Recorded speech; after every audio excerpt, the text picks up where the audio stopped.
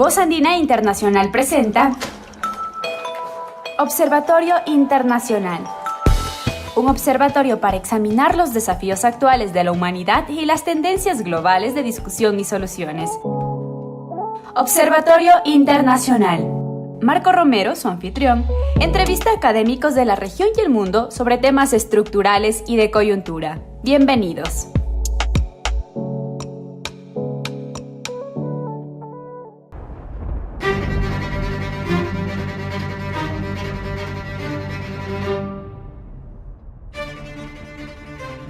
Buenas tardes, bienvenidos a los colegas que están aquí presencialmente en la sala.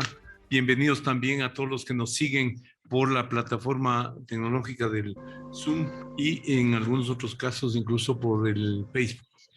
Muchas gracias por aceptar nuestra invitación a esta mesa redonda en la cual vamos a contar con la participación del doctor Andrés Servín, director del CRIES, y quien ha trabajado sobre la temática de los conflictos y específicamente como el título de la mesa redonda lo plantea, de las transformaciones estratégicas del poder mundial.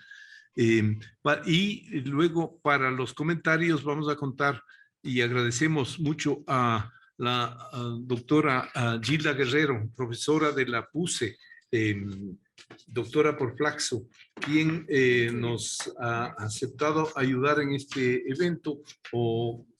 Tuvimos que la defección de la doctora Catalina Barreiro del IAEN, quien, como el periodo implica riesgos, cayó con influenza y no podía venir y participar en este evento. Con la ayuda de un amigo de esta casa, investigador asociado a la Universidad Andina y autor del libro Capitalismo Planetario, quien se lanzó en esta universidad hace algunos meses, en el mes de abril de este año, y que también va a hacer los comentarios. En el primer caso, con Gilda, más desde la perspectiva geopolítica, luego Francisco y yo, personalmente, desde la perspectiva más bien de la crisis económica global. Bien, bienvenidos, muchas gracias por su presencia. Entonces, presento brevemente a Andrés. Andrés Servín, también amigo de esta casa, ha estado en varios eventos, es presidente y director del CRIES, del Centro Regional de Investigaciones Económicas y Sociales. Solamente señalaría a los libros que escribió el año pasado y el presente relacionados con la temática que vamos a trabajar hoy día. En el año pasado publicó El ajedrez estratégico en Eurasia y el Indo-Pacífico y América Latina en el marco de la disputa geoestratégica entre Estados Unidos y China. Y en el presente año publicó también otro libro referido y ahí le voy a rogar al propio Andrés que nos cuente antes de iniciar el título del libro porque se me extravió. ¿Cuál era el libro, Andrés? ¿Tú me lo digas? Transición global, guerra y transición global. Exacto. Yo mismo, mira, apenas me acuerdo. ¿Por qué, cómo se origina la guerra en Ucrania y cómo nos afecta en América Latina? Ya. Ese es el subtítulo. Muchas gracias, Andrés, por tu colaboración en este evento. Y sin más, te dejo con la palabra. Tienes 30 minutos para ayudarnos a ver las dimensiones del problema, de los problemas que estamos enfrentando hoy día. Adelante, Andrés, bienvenido. Gracias. Muchas gracias, Marco. Muchas gracias por la invitación.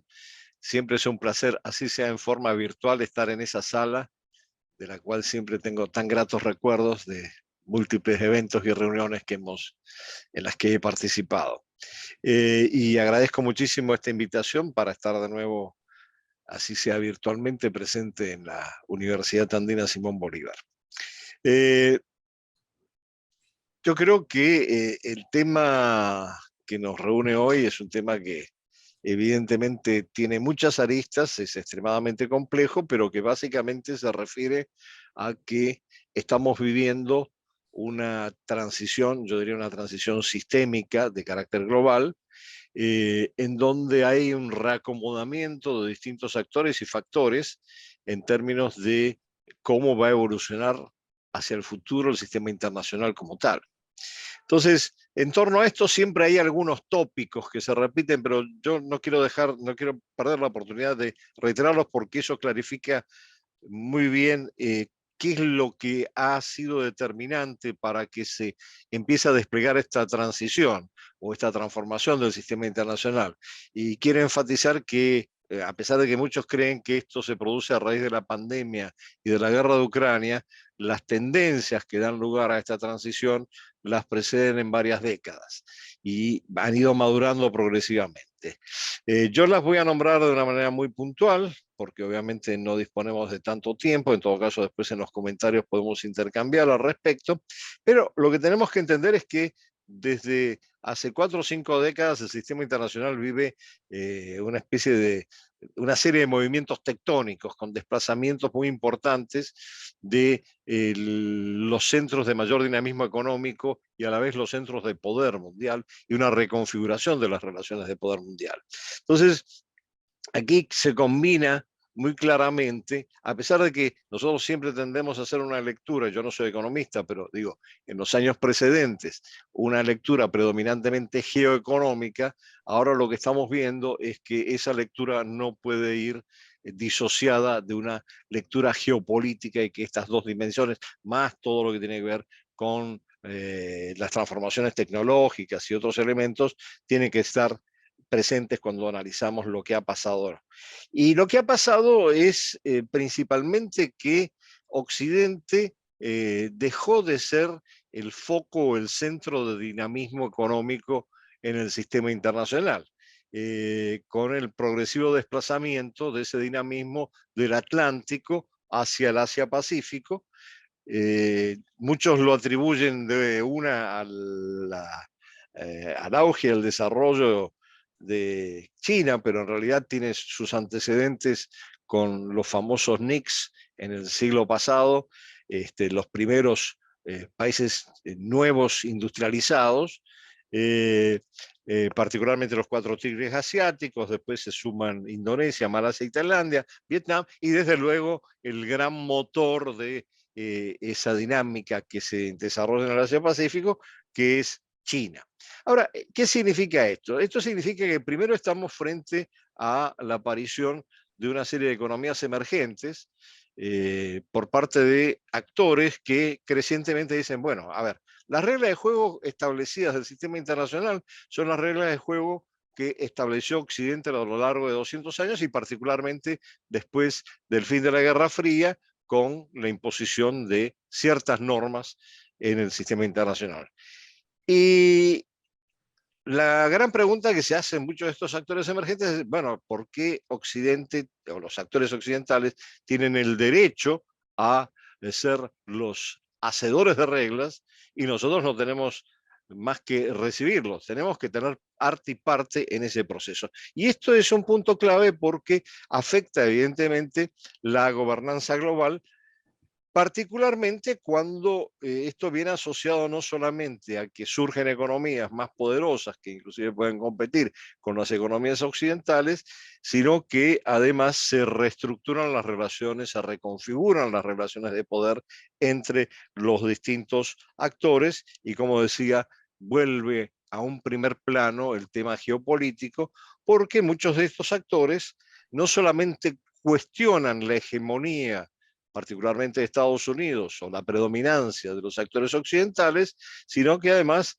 plantean la necesidad de una reconfiguración del sistema de gobernanza global en función de su capacidad tanto económica como eventualmente militar. Y esto lo estamos viendo claramente en la situación en Ucrania. Entonces, lo que es importante señalar, que estos actores, al devenir en actores protagónicos, empiezan también a generar áreas de influencia y bloques que van articulando ese tablero tan complejo del sistema internacional en una dinámica bastante, yo diría, multidimensional, y En esta situación, con la emergencia de actores cada vez más poderosos en el ámbito asiático y euroasiático, es que se produce la pandemia, con su secuela más que nada en términos de la desaceleración económica mundial, y posteriormente, todavía en el momento de la recuperación después de la pandemia, se produce el impacto de la guerra de Ucrania. Más que nada, a ver, aquí hay tres niveles cuando analizamos, es una breve digresión, pero cuando analizamos la guerra de Ucrania hay tres niveles. Uno es el conflicto Ucrania-Rusia, específicamente con sus respectivos agravios. Otro es el conflicto Rusia-Occidente/OTAN, y otro es cómo las sanciones económicas que se le imponen a Rusia implican también todo un impacto en el sistema económico internacional y un replanteamiento de algunas de las visiones que se daban desde el mundo no occidental, en el sentido de decir, bueno, nosotros también tenemos derecho a establecer ciertas reglas de juego, o al menos unos mecanismos en donde tengamos una capacidad de decisión bastante importante. Entonces, esto tiene un impacto muy claro sobre la globalización, voy a volver sobre eso, pero más que nada sobre la emergencia del proteccionismo y del nacionalismo, y esto implica una ruptura de las cadenas productivas, básicamente en función de tres focos iniciales, que son América del Norte, Europa y Asia, y una menor interdependencia que fue económica, que fue reforzada desde luego por el mismo aislamiento de la pandemia. Lo que implica todo esto, para resumir, es que estamos frente a un mundo en donde la transición implica la aparición no solamente de nuevos actores, sino de nuevos engranajes en un nuevo ecosistema que está en plena y permanente mutación. Y eso genera tantas incertidumbres y tantos signos de interrogación que se hace muy difícil ubicarnos en términos de cuáles son los escenarios futuros, cómo se va a desarrollar el sistema internacional. Desde luego, la guerra de Ucrania es un punto de inflexión, insisto, acelera algunas de las tendencias previas, pero desde luego el papel de las sanciones económicas y su efecto boomerang en el sistema internacional es muy importante para entenderlo, y para entender que la dinámica internacional ya se ha vuelto una dinámica extremadamente complicada desde el punto de vista que es multinivel, multiplex, como dice Acharia, y que articula dimensiones tanto del conflicto militar como de la economía, de la tecnología, la información, el control del espacio, y da lugar a narrativas contrastantes. Y aquí es donde entramos, más allá de las consideraciones estrictamente geoeconómicas y geopolíticas, en cómo se percibe de distinta manera lo que pasa en Occidente, desde Occidente, y lo que pasa en Eurasia, Asia, en función de Occidente. Entonces, hay una convicción evidente, particularmente en Estados Unidos, después del fin de la Guerra Fría, de que el mundo es unipolar y que su rol es un rol hegemónico en el sistema internacional, en todo caso en alianza con sus aliados transatlánticos. Pero más allá de que esta narrativa implica que también tiene que promover un sistema liberal internacional, una serie de valores propios de ese sistema, entra en contradicción con visiones totalmente distintas, basadas en experiencias históricas distintas de estos actores emergentes que estaba señalando al principio. Y entonces un poco la gran pregunta que aparece, particularmente porque muchos de estos actores no se alinean con los actores occidentales, y esto se ve muy claramente en lo que pasó con la guerra de Ucrania, e inclusive en la última reunión del G20 en Bali, donde no lograron un documento de consenso. Bueno, sí se cuestionó la guerra en Ucrania, pero se aclaró que había posiciones distintas y miradas distintas, porque evidentemente, a pesar de que se dice en el documento que la mayoría de los países asistentes estaban de acuerdo en cuestionar la guerra de Ucrania, había una cantidad de países que tenían otras posiciones al respecto. Desde luego Rusia incluida, pero el canciller de Rusia ya se había retirado cuando hicieron esto. ese documento. Ahora, en este contexto, lo que pasa es que es interesante ver que empiezan a aparecer toda una serie de mecanismos alternativos, a veces complementarios al sistema, entre comillas, unipolar, así como se percibe desde Occidente, establecido después de la Segunda Guerra Mundial, perdón, de la Guerra Fría. Y en esto lo que es importante es ver si estamos asistiendo a la aparición de un conjunto de países mal llamados pertenecientes al sur global que cuestionan a Occidente, o si estamos frente a una confrontación en donde en realidad hay que especificar quiénes son los actores específicos, valga la redundancia, que entran en contradicción.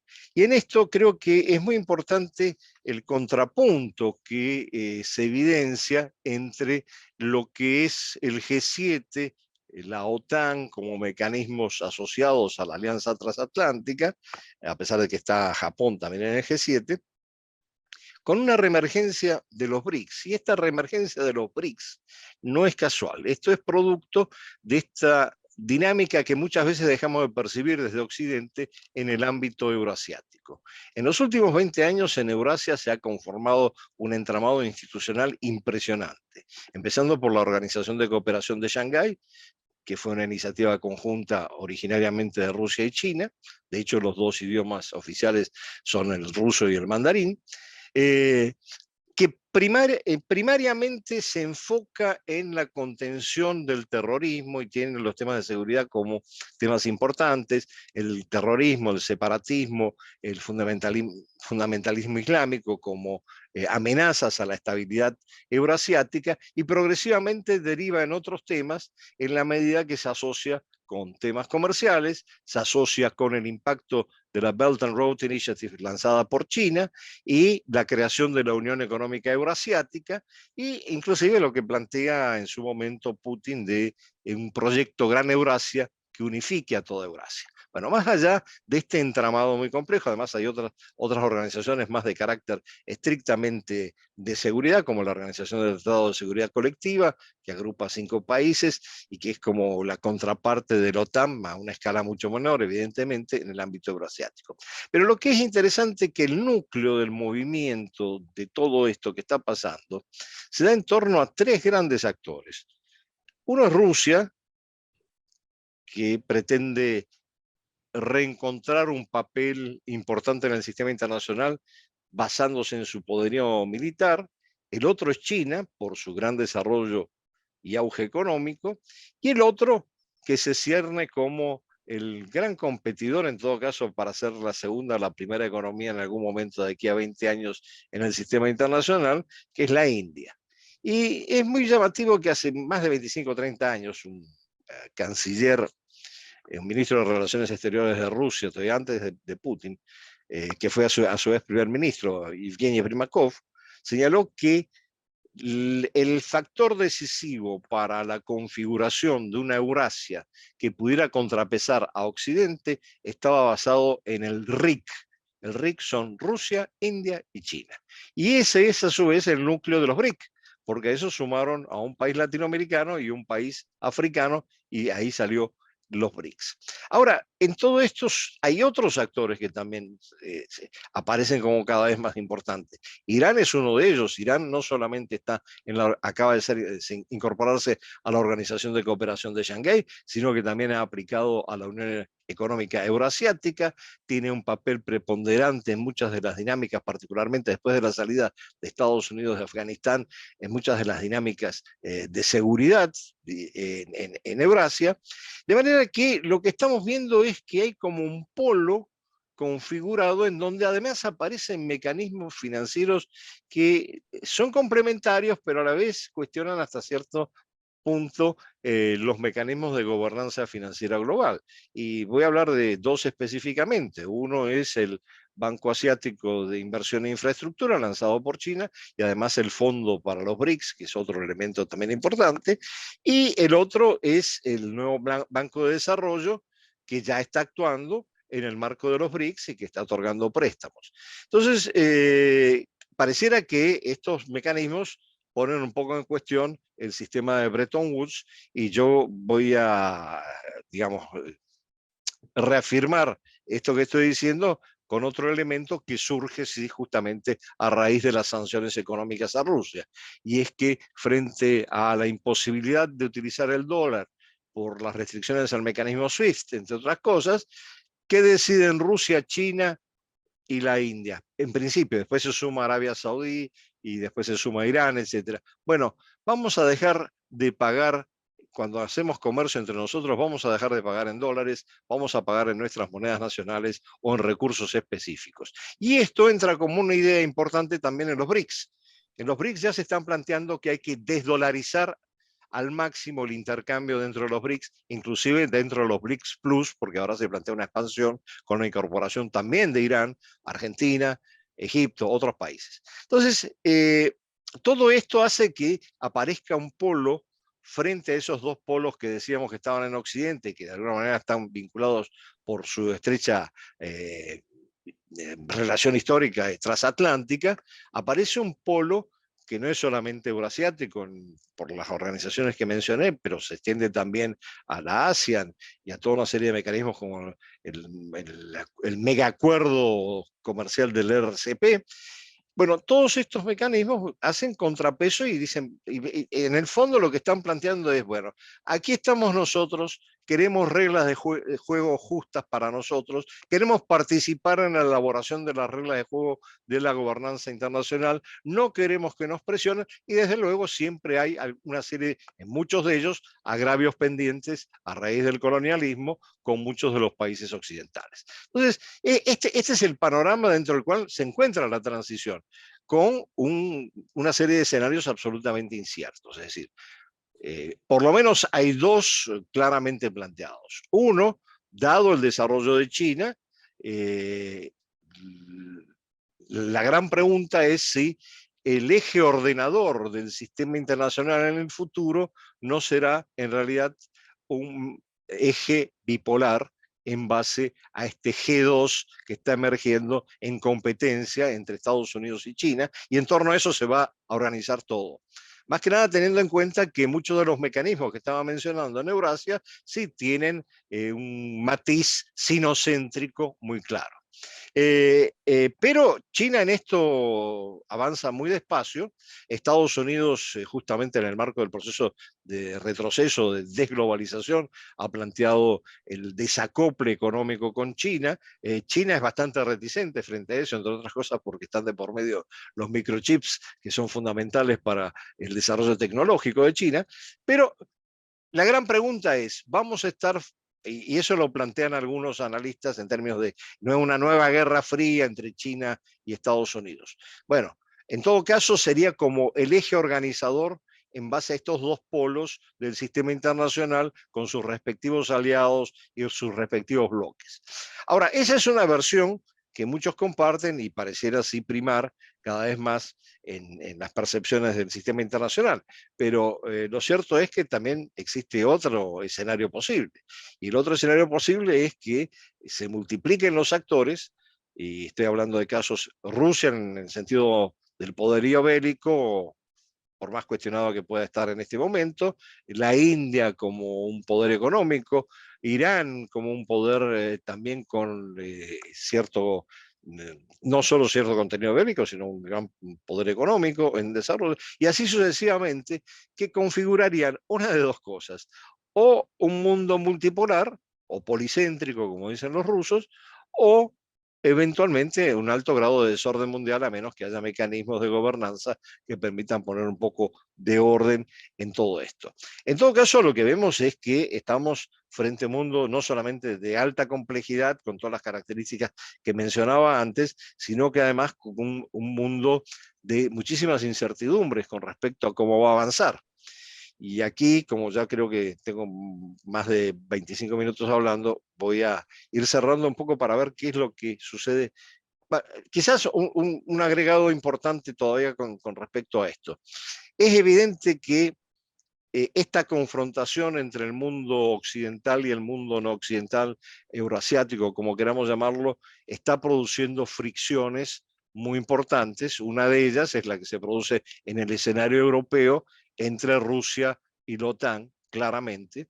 Pero la otra, y en eso yo insisto mucho, yo creo que muchos analistas nos equivocamos porque pensamos que primero iba a estallar el conflicto no en Ucrania, no en el escenario europeo, sino en el ámbito Indo-Pacífico, y de hecho es ahí donde hay una concentración de poderío bélico más que capacidad de gestión económica y de desarrollo de acuerdos económicos por parte de Estados Unidos frente a una China que cada vez tiene mayor proyección en el ámbito del sudeste asiático y en el Pacífico.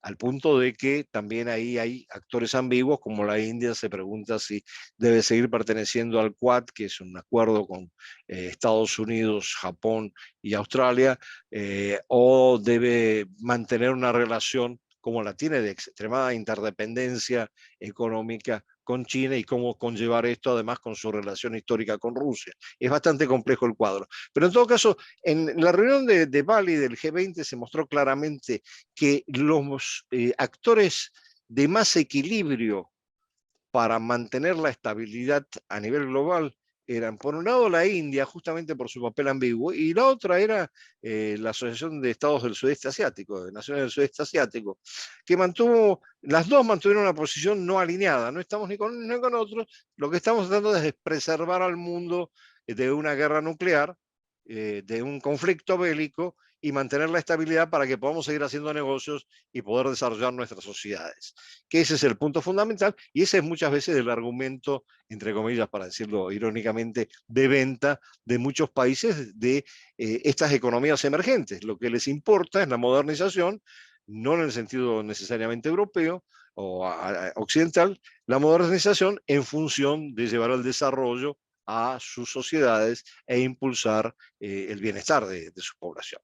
Bueno, yo quería mencionar lo del Indo-Pacífico porque sí, ese es un escenario que puede estallar en cualquier momento y ahí evidentemente Estados Unidos no va a tener la capacidad de poder estar presente o estar financiando dos escenarios de conflicto bélico, uno en Europa y el otro en el Indo-Pacífico. Pero bueno, estos son todos signos de interrogación que tenemos frente al futuro, pero Taiwán es un punto extremadamente sensible que puede resultar en un conflicto entre China y Estados Unidos.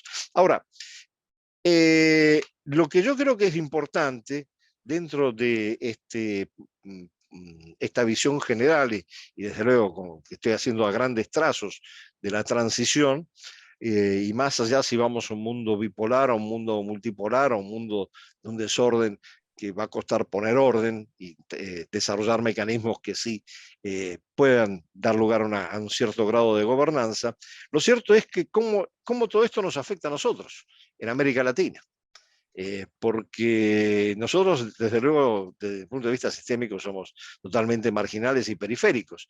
Quizás ahora pudiéramos tener la oportunidad, bajo el impacto de todos estos cambios, particularmente a raíz de lo sucedido en Ucrania, de algunos países, por lo menos aprovechar sus recursos, particularmente en el ámbito energético y en el ámbito de la seguridad alimentaria, la producción de cereales, para tener una posición más ventajosa en el sistema internacional.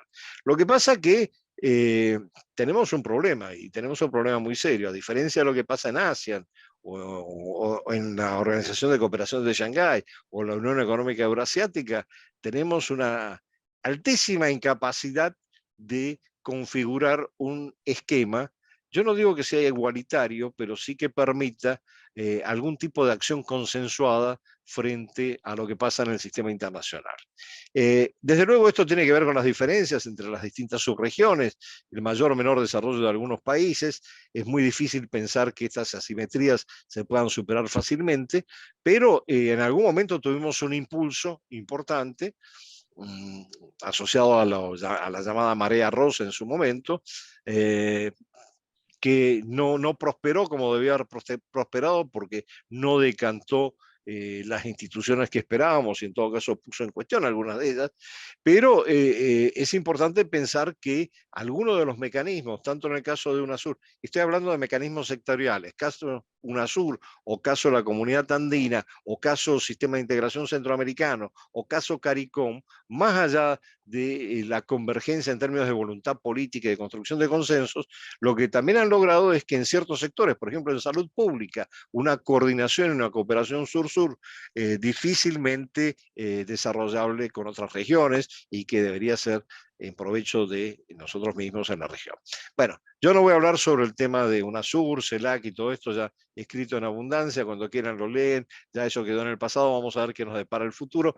Pareciera que Lula está muy entusiasmado con la idea de recuperar UNASUR, veremos qué sucede con eso. Pero aquí termino, creo que lo importante es que frente a lo que está pasando en el mundo, la gran pregunta es cómo nos ubicamos, dado que estamos muy fragmentados, no logramos constituir un frente unido, sin embargo necesitamos asumir posiciones para aprovechar las oportunidades que se nos presentan en el sistema internacional.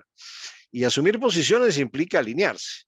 Y la pregunta es, ¿no sería lo más conveniente quizás mantener un cierto grado de diversificación de nuestras relaciones? Y como hemos venido discutiendo con algunos analistas recientemente, si no deberíamos movernos a una posición de un no alineamiento activo, que implica un cierto grado de equidistancia y de equilibrio en las relaciones que establezcamos con estos actores que inexorablemente van a estar en conflicto. No digo en conflicto bélico en el sistema internacional, como en el caso de Ucrania, que ya es evidente, pero sí en competencia económica y tecnológica muy importante, que puede afectarnos en una mayor periferización de nuestra propia región.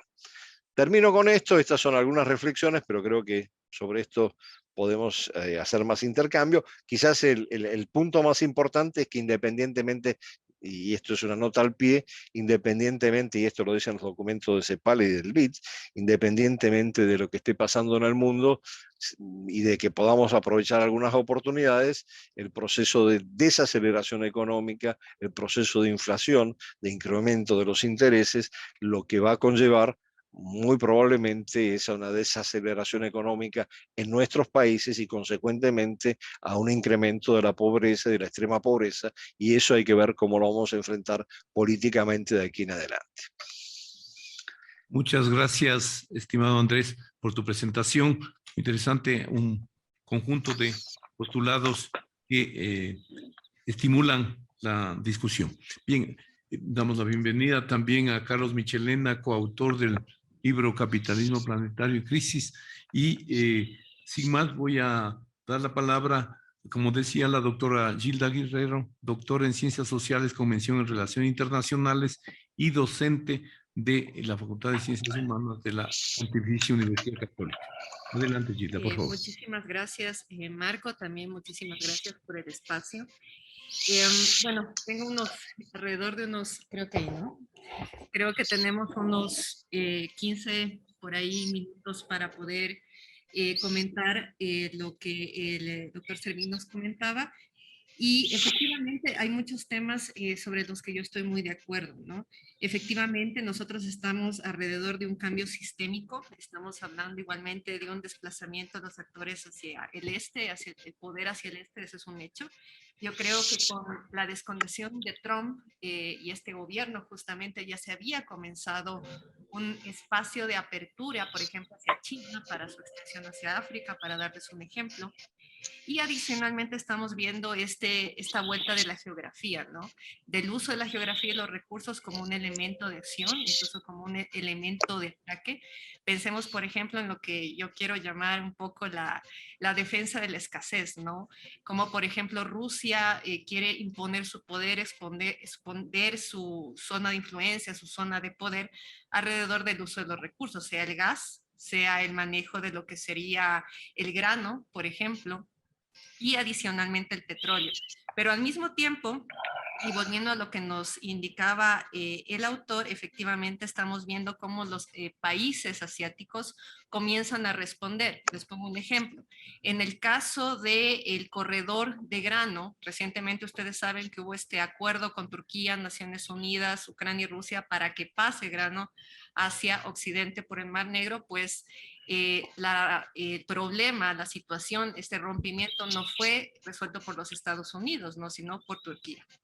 Por otro lado, el G7 había planteado, ¿no? Una sanción sobre los precios del petróleo. Frente a eso, entra China e India poniendo un precio adecuado para que Rusia pueda seguir vendiendo, ¿no? Su hidrocarburo. Adicionalmente, frente al tema del gas, vemos una fuerte presión rusa, es decir, estamos viendo ya una reconfiguración de estos actores asiáticos, euroasiáticos, ¿no? Como una presión hacia Occidente, y en eso estamos absolutamente claros, ¿no? La necesidad de poner nuevas reglas. Entonces estamos viendo efectivamente una disputa hacia la multipolaridad, ¿no? Con la configuración de un espacio euroasiático, como bien se había señalado, y también un cambio de poder hacia competidores hegemónicos, y ese es un punto importante, competidores hegemónicos no occidentales que no hemos tenido en la historia, ¿no? Hemos tenido hegemonías francesas, españolas, inglesas, pero nunca este paso hacia lo que serían los actores del este, lo que plantea un vacío en el manejo del espacio, ¿no? Adicionalmente, vamos a ver la consolidación de Rusia sobre estas organizaciones, ¿no? Que había señalado el doctor Servín, sea, por ejemplo, la Organización del Tratado de Seguridad Colectiva, la Organización de Cooperación de Shanghái. Es decir, estamos viendo también toda una organización paraliberal que efectivamente está siendo silenciada en Occidente, ¿no? Y eso llama muchísimo la atención, ¿no? En esta lucha hegemónica que se está viendo en este sentido. Ahora, sí quisiera tal vez discutir un poco cómo se plantea esta zona eurasiática, porque creo que no podríamos señalarla como totalmente estable. Por ejemplo, se habla de esta amistad incluso sino-rusa, ¿no? Y de hecho existe, se ha visto en Samarcanda recientemente, Xi Jinping llama viejo amigo a Putin en este caso, ¿no? Se ha planteado como un comprador de gas sobre Alemania en este caso, y adicionalmente China ha señalado este nuevo, de alguna manera, internacionalismo que llama la multipolaridad, es decir, existe esa tendencia, ¿no? Sin embargo, creo que son competidores, ¿no? Tenemos, por ejemplo, el cuestionamiento sobre el dominio de Armenia, Kazajistán, Kirguistán, es decir, países que están muy alineados a China, pero que dependen también de Rusia. Y de hecho, históricamente resienten de alguna manera la presión rusa, sobre todo en el caso de Kazajistán, por ejemplo, ¿no? Que tienen una relación durante la época estalinista muy compleja. Adicionalmente tenemos el caso de Armenia, ¿no? Que resiente la falta de impulso de Rusia sobre el conflicto de Nagorno-Karabaj. Es decir, de alguna manera creo que es una zona, pero todavía es bastante inestable, que se está creando, ¿no?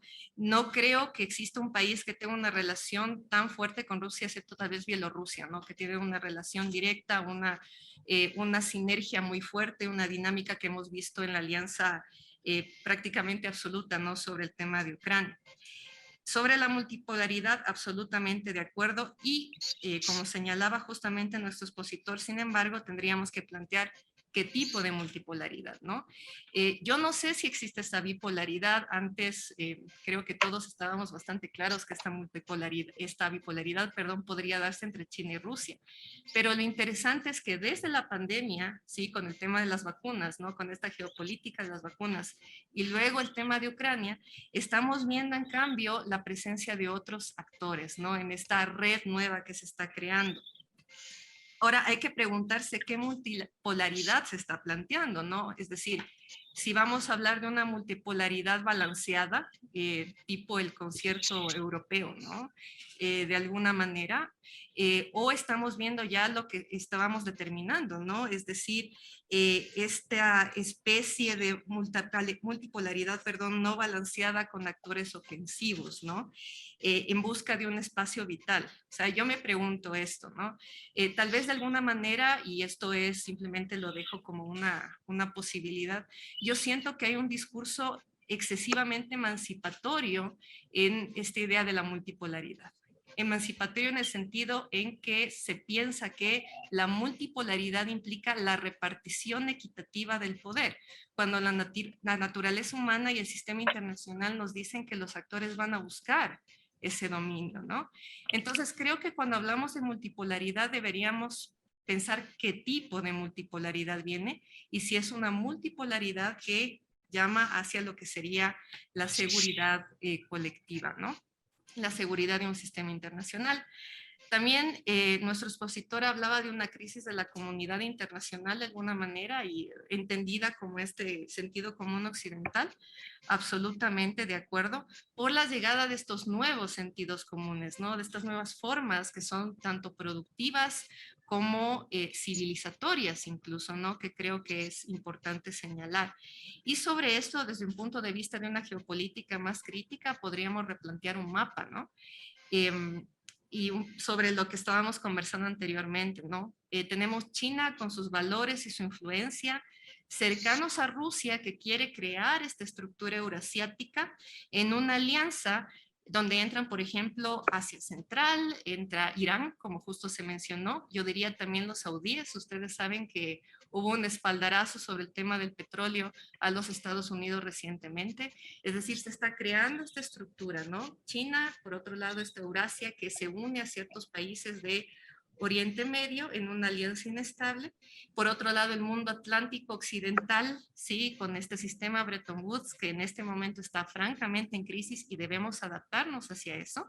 Y por otro lado tenemos los que yo llamaría tal vez los actores que buscan justamente su posicionamiento. Por ejemplo, tenemos a India, que se mencionó justamente en una ambigüedad, muy de acuerdo también. Y China, que está muy parecido a China, ¿no? En una especie de neutralidad prorrusa, ¿no?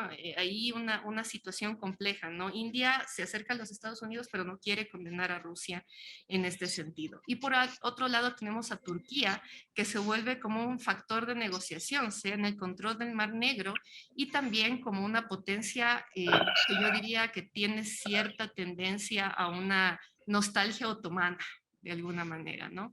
Que se está posicionando en el espacio.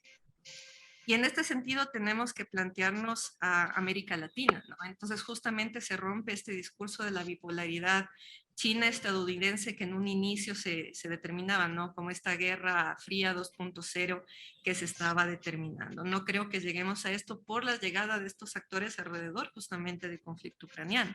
Y luego tenemos la situación de América Latina, ¿no? Y ahí se habla de integración. Para mí creo que la integración es la salida para América Latina en un mundo tan inestable.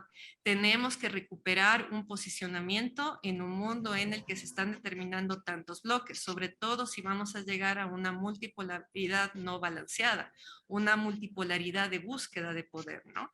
En este sentido, creo que estructuras de integración y la misma UNASUR pueden plantearse como un espacio interesante para determinar unas políticas soberanas, sí, pero también coordinadas para poder enfrentar este mundo que se está armando en este momento, ¿no? Que dependerá mucho de quién logre ganar, vamos a decir, este conflicto ruso-ucraniano que tiene todos los niveles que muy bien el doctor Servín señalaba. Pero creo también, y esto tal vez saliendo un poco de la dinámica en la que tenemos en este evento, creo que tenemos que trabajar una mirada más crítica, más discursiva, incluso más constructivista sobre lo que está sucediendo, ¿no? Tenemos a Rusia que quiere mantener influencia en su vecindario, vamos a decir, ¿no? En su zona eurasiática, que quiere ser un interlocutor mayor o del mismo nivel que China y Rusia, es cierto, tenemos toda una estructura cartográfica, geopolítica que se está dando, pero también tendríamos que plantear la formación de una nueva estructura de valores. Eso es muy interesante también, ¿no? Vemos aquí que este conflicto ruso-ucraniano y la presencia de todos estos actores llama a un cuestionamiento absoluto del sentido común desde 1945. Y esto implicaría pues también un rompimiento, ¿no? Del sistema completamente, ¿no? Bloques que sí tienen intereses geográficos, intereses geopolíticos, económicos, pero también nuevos valores, ¿no? Recordemos también, por ejemplo, creo que ayer Rusia fue determinada como por la Unión Europea, ¿no? Como un estado patrocinador por el terrorismo, ¿no? Entonces, con esto ya estamos viendo este juego de discursos que está muy presente y quiere reconfigurar el mapa, ¿no? Entre una dicotomía que es de buenos y malos, de la cual no deberíamos estar hablando, pero que se utiliza mucho para tratar de controlar el mapa de alguna manera frente a estos cambios. Para ir cerrando, en honor a los minutos que tenía para comentar, quisiera también señalar dos temas que me parecen importantes indicar y que también abro a discusión sobre esta transformación del sistema internacional, ¿no? Tal vez deberíamos decir que existen dos narrativas que no son tan correctas, ¿no? Y en las que de alguna manera se ha caído y hemos caído frente a la situación de Rusia, ¿no? Primero hay que señalar que Rusia no es ni completamente racional racionalidad de las acciones rusas, ¿no? Como si Rusia tuviera que ser civilizada de alguna manera. Prácticamente tendríamos que plantear tal vez una estrategia muy peligrosa en la cual está entrando este país, pero que tiene sus ventajas de corto plazo, o de largo plazo, perdón, pero también que han sido muy nocivas a corto plazo. Por ejemplo, el hecho de aumentar el dilema de la seguridad con Suecia y Finlandia, por ejemplo, que se van acercando a la OTAN. Es decir, creo que ahí hubo un error, y esto lo dicen autores como Gerard Toal, nos dice que de alguna manera Rusia cayó en una ilusión, ¿no? Pensar que la militarización era su seguridad, mientras que la OTAN, por otro lado, y el mundo europeo también cayeron en la dinámica de hacer pensar al sistema internacional, ¿no? Que las decisiones soberanas de los estados de entrar a la OTAN iban a señalar una situación meramente defensiva y no ofensiva. Debido a esto, pues hemos caído en este conflicto, ¿no? A lo que voy, hay que evitar estas narrativas que pueden ser bastante excesivas, bastante maniqueas hasta cierto punto frente a lo que está sucediendo. Y creo también que hay que pensar en Ucrania, ¿no? Ucrania un poco se ha invisibilizado en estas discusiones. Algunos dicen que es un proxy como que fuera Vietnam del Sur. Creo que no es así. Creo que Ucrania tiene claramente un posicionamiento, tiene una mirada de política exterior y la tiene súper claro desde el Maidán. Y desde 2014, cuando fueron invadidos por primera vez, ese país tiene agencia y creo que es un problema también señalarlo como absolutamente falto de control en una lógica que es hasta, podría decirlo, hasta colonialista, ¿no? Entonces hay que evitar un poco esto en el análisis. Creo que un poco estos son los temas que quería señalar. Creo que estoy muy de acuerdo con muchos de los temas que se han señalado. Un poco quise hacer este comentario primero desde una geopolítica más clásica, bueno, no digamos clásica, vamos a decir más tradicional, ¿no? Cómo se van utilizando los recursos, esta llegada de la geografía, la formación de estos nuevos bloques de influencia, hasta esta multipolaridad que debemos determinar y por otro lado plantear que tenemos que trabajar también desde una mirada de la geopolítica crítica, es decir, cómo estas discursividades también se están utilizando como un arma también dentro de este complejo en el que estamos entrando y adicionalmente la necesidad de América Latina sí de no entrar en una alineación directa, pero sí también plantear a la integración regional como una posición y un posicionamiento y una posibilidad para poder enfrentar este mundo multipolar que no sé si será balanceado o no balanceado que vamos a enfrentar. Eso sería todo. Muchísimas gracias. Espero haber cumplido con los tiempos también. Sí, muchas gracias. Muchas gracias, Gilda, por tu intervención y justo totalmente dentro del tiempo. Sin más, doy la palabra a Francisco Muñoz con su presentación. En realidad, estamos prácticamente a 6 meses del lanzamiento del libro Capitalismo Planetario, que lo hicimos aquí con Landina, y que ese proceso de lanzamiento en coautoría el libro con Carlos Michelena, que está aquí, ha tenido su desarrollo ha tenido sus inquietudes que han venido dadas por algunos eventos, entrevistas que se han dado hasta la última que tuvimos con el Frente de Trabajadores. Aquí está un representante de ellos. Y se puede decir que en la intervención que voy a hacer, que va a ser muy puntual, respecto al tema tratado por el doctor Servín y por Gilda en este momento, va a ser muy puntual. Se recoge todo este desarrollo que se da por una parte en el libro y por otra parte en estas discusiones que se han desarrollado hasta la última que se realizó el día lunes en el Frente de Trabajadores. El doctor Servín ha puesto como punto central, quiero de una vez informarles que el libro ha sido ya puesto en página virtual, en la página Rebelión, que está ya circulando desde hace 3 días y se puede, pues, por lo tanto, acceder libremente a él. Digo, el doctor Servín ha puesto el acento en el tema de la transición. Y cuando ha entrado al tema de la transición, que de alguna manera lo ha topado Gilda, se pone por delante una serie de situaciones de incertidumbre, de escenarios todavía no realizados o que podrían realizarse en uno y otro sentido, de muchas mutaciones, precisamente porque hay un proceso en la transición de reorganización de la geopolítica mundial.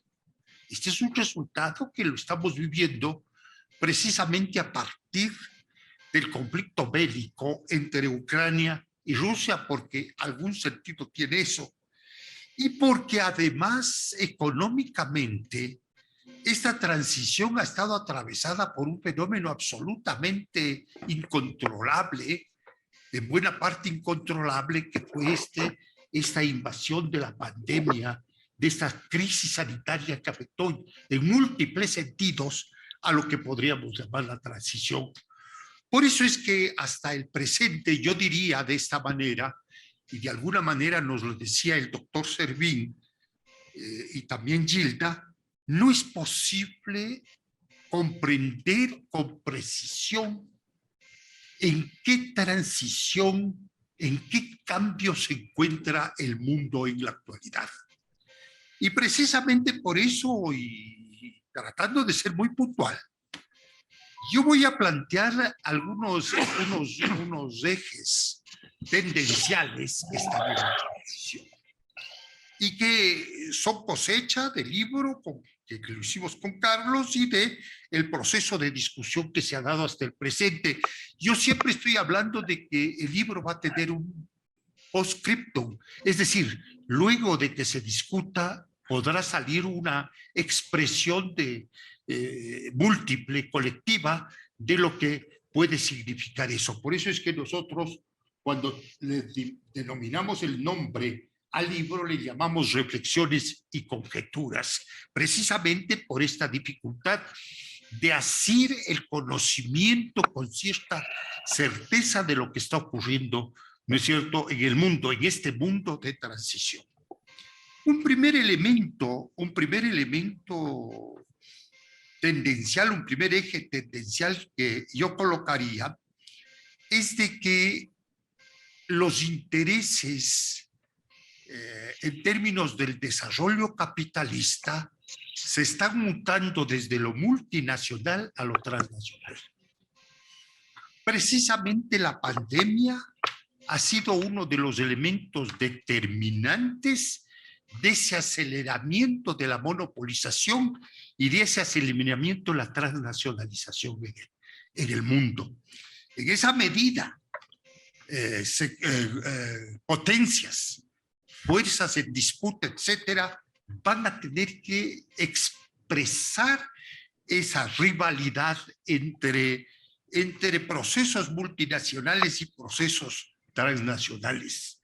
Lo que acaba de pasar ahora en Estados Unidos ciertamente sintomático respecto al tema de las elecciones de medio periodo, porque lo que se esperaba sea el triunfo de Trump no lo fue, y más bien los demócratas se movieron adecuadamente, representando ellos precisamente a estas fuerzas transnacionales que están en el proceso de disputa de la globalización. El segundo eje que se plantea, y ahí viene un atisbo de formulación hipotética, es que estamos pasando de la fase de globalización, que entró en crisis y que es analizado de manera económica y política en el libro, a la fase del capitalismo planetario. Y entonces la pregunta que debemos hacernos indudablemente es ¿qué es el capitalismo planetario? Y si el capitalismo planetario constituye un paradigma de comprensión del estado actual del desarrollo en el mundo. Algunos elementos en medio de la dispersión de cuestiones que están planteadas en la transición pueden dar lugar a ese entendimiento. El cambio que se acelera cada vez más de la moneda, es decir, de la pérdida de representación y de capacidad de circulación del dólar, puede ser una manifestación precisamente de un momento distinto de la globalización que podría denominarse, como lo hemos dicho en el libro, capitalismo planetario. Esta sería la segunda tendencia que pondría por delante. La tercera tendencia es que asistimos a al fin de la organización política basada en el pensamiento liberal. Y estamos entrando a una organización política, digo yo, basada en el estado de excepción. Quiere decir esto que las formas políticas que se están desarrollando en el mundo ya no son las formas políticas liberales. En muchos casos son neofascistas, en otros casos son populistas. Y eso determina de que en la transición estemos entrando en otra forma de organización política, como también comienzan a manifestarse elementos que hablan de una transición del sistema político internacional, que también está en juego y que tiene que ser planteado. Y luego hay un elemento con el cual prácticamente concluiría, es que hay un proceso, aunque limitado, de decadencia de la hegemonía norteamericana. Este proceso de decadencia de la hegemonía norteamericana ya se pudo advertir en la relación que se dio en el conflicto interno de Siria en el 2016, cuando se constituyó una coalición compuesta por la China, por la Rusia, por la misma Siria, por Irán y por la India, y que ya representó un contrapoder, una contrahegemonía respecto a la hegemonía que venía planteando Estados Unidos. La propia guerra entre Ucrania y Rusia permite que Estados Unidos pueda recuperar su condición de hegemón, aunque mantiene estos niveles, diría yo, de decadencia y que no sabemos cómo va a irse manifestando en este proceso de transición que vive la humanidad. Y hay un último elemento, último eje tendencial que yo plantearía, y es de que estaríamos en vísperas de asistir a una conflagración mundial donde se encuentre, por una parte, la crisis económica, esta que está viviendo el capitalismo en la actualidad, con la inflación, con la recesión y más, con el aspecto político. esa es una conflagración que no deja ver cuál puede ser el desenlace inmediatamente futuro que podría dar resolución a aspectos que tienen que ver con una transición todavía en proceso. Eso es lo que quería decir, Marco. Muchas gracias a Francisco por sus aportes. Sí, les recuerdo a los que nos están viendo por Facebook o por Internet, por Zoom, que pueden formular sus preguntas a los participantes. Bien, pasaría a presentar mis comentarios, que básicamente los voy a plantear desde la perspectiva más de la economía global y de la crisis de la economía global. Una primera cuestión que me parece básica es la de, y coincido plenamente ahí con lo que señaló Andrés Servín, o sea, de no caer en esa visión que quiere y que está muy presente incluso en debates académicos y sobre todo en los medios de comunicación, de creer que la crisis arranca con la pandemia y con el conflicto Rusia-Ucrania. Efectivamente, los ejes de la presente crisis vienen al menos desde el fin de la Guerra Fría. Y que entonces allí muy brevemente identificaría algunas de las tendencias. Acaba de salir un libro de este economista turco Nuriel Rubini, en el cual se titula Las megatendencias. Y él identifica 10 megatendencias que vienen desde las últimas 3, 4 décadas, al menos, que están presentes, combinándose, articulándose de forma creciente en la crisis. Entonces, reitero, los factores, las tendencias que llevan a la presente crisis del capitalismo están presentes desde hace 30 años y esbozándolas muy brevemente es la hiperfinanciarización que algunos también llamaron la hiperglobalización, que arranca con el fin de la Guerra Fría, caracterizada fundamentalmente por la liberalización financiera y lo que hasta Greenspan llamó la exuberancia irracional de los mercados financieros, es una característica que marca las dinámicas del capitalismo desde la década de los 90 para acá. El clímax de ese proceso se da con la crisis del 2007-2008, que estalla en los núcleos centrales del capitalismo más desarrollado y se expande luego al mundo en forma tan grande, tan masiva, que en los países europeos que cuentan con ventajas, con posibilidades mucho mayores de responder frente a esos procesos, duró al menos 10 años la recuperación. En otros, la recuperación sigue estando en curso. Esa crisis de la hiperliberalización financiera, hiperfinanciarización, provoca entonces simultáneamente dos características centrales del capitalismo en las 2 décadas. Es el uno, unas tasas de crecimiento sistemáticamente mucho menores que las de las 3 o 4 décadas precedentes, tanto expresadas en el Producto Interno Bruto como en el crecimiento del comercio. O sea, la máquina que había impulsado la globalización deja de funcionar y pasamos a un nivel extraordinariamente más bajo.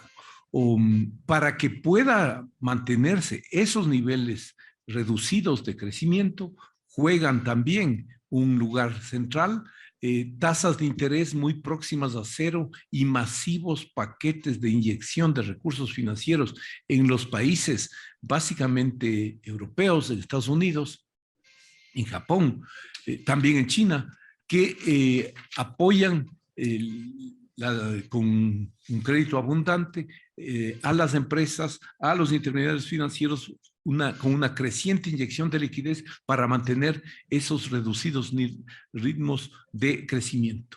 La otra cuestión, y ahí me pasaría una dimensión política que creo que no ha sido formulada exactamente en tal sentido por los colegas, tanto por Andrés como por los colegas, y es el tema, como algunos debates plantean, que asistimos a un retorno del Estado y del nacionalismo.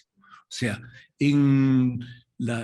desde la década de los 80 del siglo pasado se habló muchísimo de la desaparición del Estado, los fenómenos transnacionales parecían dar surgimiento a actores multilaterales a nivel global o regional, el peso creciente de los grandes monopolios de alta tecnología, etcétera, parecía que efectivamente el Estado había perdido drásticamente sus márgenes de regulación y de intervención. Lo que vemos en estas dos últimas décadas y sobre todo desde el 2015 para acá es un retorno creciente del Estado. Parte de ese retorno es un ascenso impresionante del proteccionismo. El proteccionismo comercial en todo tipo de país del mundo es impresionante desde el 2008 para acá. El clímax de eso se expresa con la guerra comercial que los Estados Unidos plantea contra China bajo el régimen de Trump y que, por supuesto, tiene las apariencias de una crisis, de una guerra comercial arancelaria, pero en el fondo es un elemento central, como voy a demostrar más luego, de la confrontación y de la confrontación geopolítica global. Y en ese sentido, yo pienso que hacer la distinción que se planteó entre la geoeconomía y la geopolítica en las actuales circunstancias no es adecuado. ¿Por qué? Porque están íntimamente relacionadas. Entonces, y otra cuestión que me parece crucial, y ahí, por ejemplo, es una de las críticas que yo tenía a la tesis del capitalismo planetario, es que esa aparente visión de dos sectores diferenciados en el seno del capitalismo norteamericano, un globalista, mundialista y otro más financiero, no tiene sentido. Ahora estamos viendo claramente un consenso bipartidista para tratar de recomponer la hegemonía norteamericana y de reposicionarse, primer lugar. Y segundo lugar, y por eso digo que la geoeconomía no puede distanciarse de la geopolítica, la nueva doctrina de seguridad nacional que el gobierno de Biden sacó hace 2 o 3 semanas, lo muestra muy claramente. O sea, el objetivo central es no confrontar a China, es impedir que China siga constituyéndose y creciendo como una amenaza a la presencia de los Estados Unidos, al dominio de los Estados Unidos. Y muy claramente lo señalan explícitamente, el instrumento fundamental dentro de esa estrategia es la guerra económica y en particular la guerra comercial. Y eso se expresa en un conjunto de más de 38 medidas concretas que salieron eso hace una semana, de restricciones para todas las importaciones de alta tecnología se concentran en los chips, este rubro estratégico de las nuevas líneas dinámicas del capitalismo, de la inteligencia artificial, y en el cual tenemos básicamente 4 actores en el mundo que son cruciales: China, Taiwán, Estados Unidos y en menor medida Corea del Sur, donde la producción de estos chips, de los más avanzados, está concentrada. Y uno de los impactos de la pandemia fue precisamente esta ruptura, bloqueos o retrasos en la logística y en la producción de estos chips. Entonces, la otra cuestión, y que allí, por ejemplo, me parece que es necesario decirlo con todas las palabras. O sea, yo creo que el ver a la Unión Europea o a Europa como un actor dentro de este proceso ya no es relevante. O sea, es claro que el sometimiento de los países europeos, básicamente de Alemania, de Francia, a las estrategias norteamericanas, es impresionante. Entonces, lo que cabe preguntarse dentro de esa tendencia, ¿tiene futuro o la Unión Europea puede recomponerse y reconstruir algo de identidad y de una propuesta propia? Está por verse. Eso se va a resolver en las instancias políticas.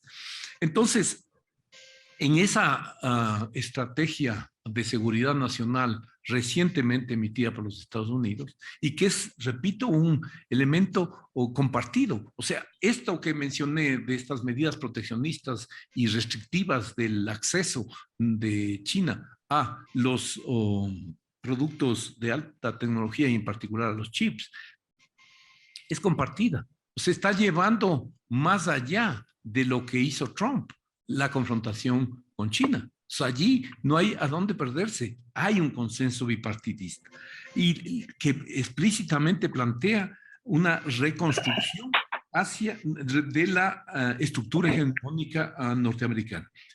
Allí me parece que es donde tenemos que situar nuestras reflexiones. ¿Eso es posible? Sí, ¿bajo qué condiciones? ¿O cuáles son los escenarios que podrían darse en ese proceso? Y en ese sentido, por ejemplo,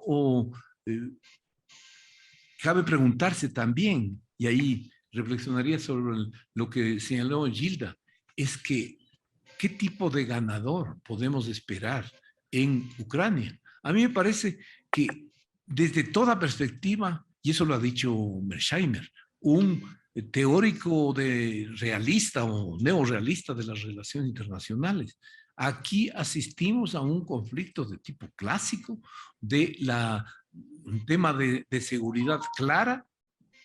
Él ha sido tachado de defensor de Putin por simplemente analizar la racionalidad intrínseca en las acciones de Putin. Por supuesto que eso lo sabemos desde Morgenthau, las políticas de los estados no representan simplemente las decisiones de un individuo, sino del conjunto, el bloque en el poder.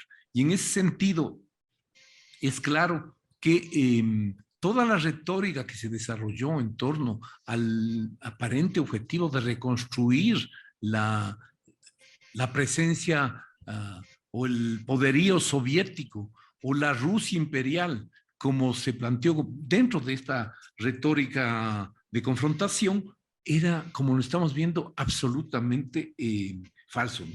Bien, entonces, en este escenario, también me parece, y por allí pasaría la tercera y última dimensión de mi análisis, es que hoy día existe un consenso de que estamos a las puertas, como se venía anunciando por parte de algunos desde la segunda mitad de la década pasada, a una gran y profunda crisis económica.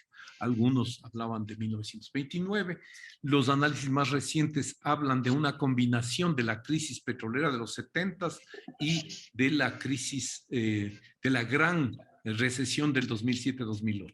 En todo caso, eso sí existe consenso en que estamos ante un proceso estanflacionario, o inflación con estancamiento, frente al cual los dilemas que se enfrentaron a fines de los 70s y de los 80s están absolutamente presentes. Es decir, si se quiere frenar la inflación, se acelera la recesión, o a la inversa, si se quiere poner el énfasis en la reactivación económica, se va a acelerar la inflación. Pero ahí me parece que hay dos elementos que vale la pena tener presente. El uno es que, efectivamente, uno de los actores centrales poco señalado en el proceso inflacionario que hoy vivimos es el carácter especulativo de las economías hoy día. O sea, durante la pandemia y hoy día con la guerra en Eurasia, tenemos que hay grandes ganadores, por supuesto los vendedores de armas en esta nueva fase de armamentismo han ganado muchísimo, pero también han ganado muchísimo los actores que han especulado, y existe suficiente cantidad de evidencia empírica, con los precios agrícolas, con los precios de la energía, que han especulado en los mercados financieros y se han llevado una buena parte de esa tajada. Entonces, los intentos de establecer algún nivel de regulación de esos movimientos que fueron balbuceantes en las décadas pasadas, podrían ser uno de los elementos de hoy día, pero pocos actores mencionan esa posibilidad. Una segunda dimensión es, en este caso, es que, y sobre todo visto de América Latina, me parece que es lo más inquietante, es que en el evento de que esta elevación de tasas de interés en los países más desarrollados avance, va a reducirse el ritmo de crecimiento de esas economías, va a reducirse sus importaciones de materias primas y vamos a realizar efectivamente una profunda crisis de la deuda. Crisis de la deuda que afectaría al norte y al sur, pero que para nuestros países sería fundamentalmente más grave. Bueno, para ir terminando entonces, me parece que la pregunta central es, todo apunta a una creciente fragmentación del mundo. Pues ahí yo no veo un capitalismo planetario. O sea, el desacople Rusia-China, que está explícitamente en la agenda de seguridad de los Estados Unidos. Primero, ¿a qué costo? Vamos a asistir a una desglobalización. Ya eso lo reconoce incluso voceros de los propios institutos multilaterales financieros. Entonces, en ese escenario, ¿cuáles son los efectos que eso va a generar sobre América Latina? ¿Hay límites para eso? Solamente, ¿qué cambio en el rol de la Unión Europea podría moderar esa tendencia a la fragmentación en dos grandes polos? O sea, el polo centrado en los Estados Unidos, porque querámoslo o no, está con este esfuerzo de buscar su reformulación hegemónica, por supuesto que su objetivo es posicionarse nuevamente en ese punto. Entonces, ¿cuáles son las opciones de América Latina frente a esto? Lo que señaló Andrés en términos de un no alineamiento activo. El punto es que decisiones frente a estos procesos que hemos mencionado, que mencionó Andrés, están dándose actualmente.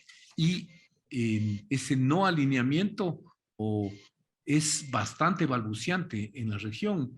Y finalmente, estas posibilidades de respuestas conjuntas en términos de integración me parecen cada vez más utópicas, y creo que lo que sería deseable es simplemente la concertación o cooperación más profunda en algunos niveles de objetivos compartidos frente a los desafíos y amenazas que este escenario generaría.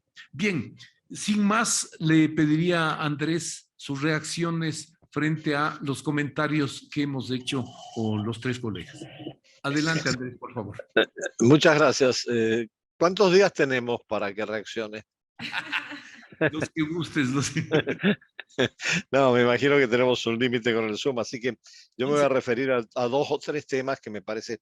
es decir, tenemos una coincidencia en general sobre cuáles son las tendencias con mayores acentos o menores acentos que caracterizan esta transición sistémica. Pero yo primero quisiera resaltar una cosa que me parece muy importante que dijo Gilda Guerrero, que obviamente no entró en mi presentación, pero sí ha estado presente particularmente en mi libro sobre Eurasia, el tema de las narrativas. Obviamente cuando nosotros tenemos una aproximación geopolítica crítica, el tema de las narrativas y cómo se construyen esas narrativas es fundamental. Y en este momento tenemos una narrativa dominante que dice, este es el mundo liberal, democrático, de los derechos, y todos los demás son autoritarios y liberales, revisionistas.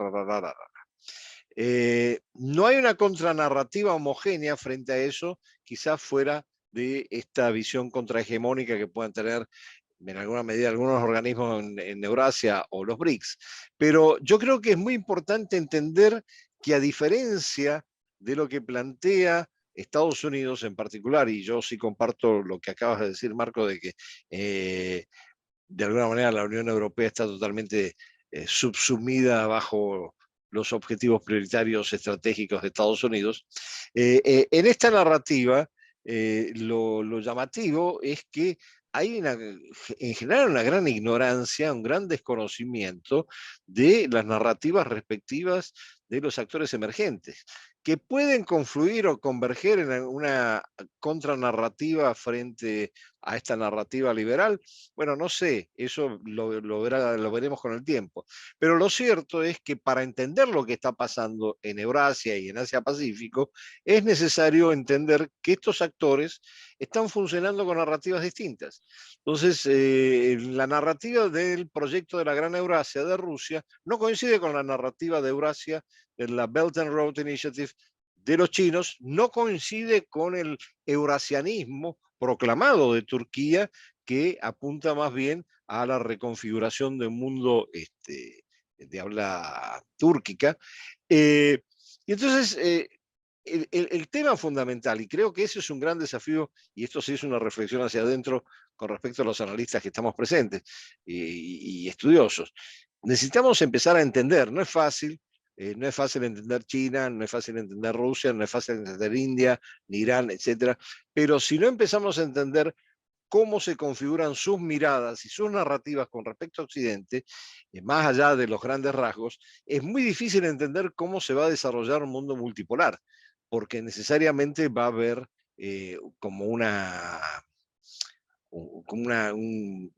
tapiz con múltiples narrativas en función de ese mundo multipolar. Yo concuerdo totalmente que en este toque constructivista que estamos haciendo es muy importante sí analizar las narrativas, no solamente la narrativa dominante, que es la narrativa liberal. Y desde luego esto tiene que ver además con otras cosas, que tiene que ver con estrategias de comunicación, de desinformación, que se han puesto muy de manifiesto en la guerra de Ucrania en estos días. Ese es mi primer punto, me parece importante de resaltar. El segundo tiene que ver con el tema de algo que mencioné al pasar y que concuerdo, Marcos, y es que estamos frente a un fenómeno de desglobalización, pero el fenómeno de desglobalización, la pregunta es si es una desglobalización, y valga la redundancia, global, o es una fragmentación de la globalización, que inclusive hay algunos analistas que dicen que probablemente tengamos como dos procesos paralelos de globalización en el futuro en función de estos mundos contrastantes que se están desarrollando en el sistema internacional. No sé, esto es una pregunta obviamente a los economistas que entienden mucho más que yo de estas cosas, pero en todo caso es un tema que sí está pendiente y hay que ver en función de la desglobalización que se está produciendo en este momento. Bueno, de ahí en adelante hacia dónde vamos. Más allá de los detalles de la desdolarización, las tasas, la inflación más el estancamiento, todo eso es comprensible, y del hecho de que en el fondo es una gran crisis, y estoy totalmente de acuerdo, de carácter económico mundial. Yo no tendría muchos más comentarios porque me parece que estos son los más relevantes, en lo demás coincidimos en la mayor parte de las cosas, quizás con matices distintos, tiene que ver también con nuestras distintas disciplinas, nuestro manejo de las disciplinas, pero me quedaría ahí en todo caso a la espera de otros comentarios y preguntas. Listo, gracias. No sé si los aquí presentes tienen en particular alguna pregunta, y si no, les trasladaría una pregunta que ha venido por el Zoom.